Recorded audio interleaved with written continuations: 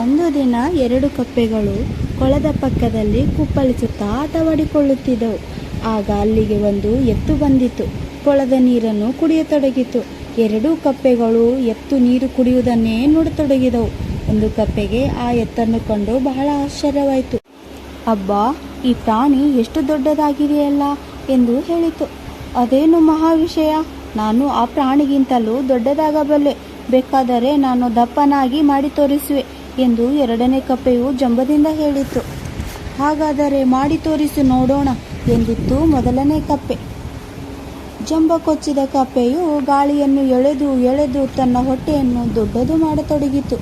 ಈಗ ನಾನು ಎತ್ತಿನಷ್ಟು ದೊಡ್ಡನಾಗಿ ಕಾಣುತ್ತಿರುವೆನಲ್ಲವೇ ಎಂದು ಕೇಳಿತು. ಖಂಡಿತವಾಗಿಯೂ ಇಲ್ಲ ಎಂದಿತು ಮೊದಲಿನ ಕಪ್ಪೆ. ಪುನಃ ಎರಡನೇ ಕಪ್ಪೆ ಗಾಳಿಯನ್ನು ಎಳೆದು ತನ್ನ ಹೊಟ್ಟೆಯನ್ನು ಹಿಗ್ಗಿಸತೊಡಗಿತು. ಈಗ ನಾನು ಖಂಡಿತವಾಗಿಯೂ ಎತ್ತಿನಷ್ಟೇ ದೊಡ್ಡನಾಗಿ ಕಾಣಿಸುತ್ತಿದ್ದೇನೆ ಎಂದು ಅದು ಕೇಳಿತು. ಇಲ್ಲವೇ ಇಲ್ಲ ಎಂದು ಸಾಧ್ಯವೇ ಇಲ್ಲ ಎಂದು ಮೊದಲಿನ ಕಪ್ಪೆಯು ನಗುತ್ತಾ ಹೇಳಿತು. ಜಂಬದ ಕಪ್ಪೆಯು ಪುನಃ ಎಳೆಯಲಾರಂಭಿಸಿತು. ಅದರ ಹೊಟ್ಟೆಯಲ್ಲಿರುವ ರಕ್ತನಾಳಗಳು ತುಂಬಾ ಹಿಗ್ಗಿ ಹೋಗಿ ಅವು ಒಡೆದೇ ಹೋದವು. ಜಂಬ ಕೊಚ್ಚಿದ ಎರಡನೇ ಕಪ್ಪೆಯು ಸತ್ತು ಬಿದ್ದಿತು.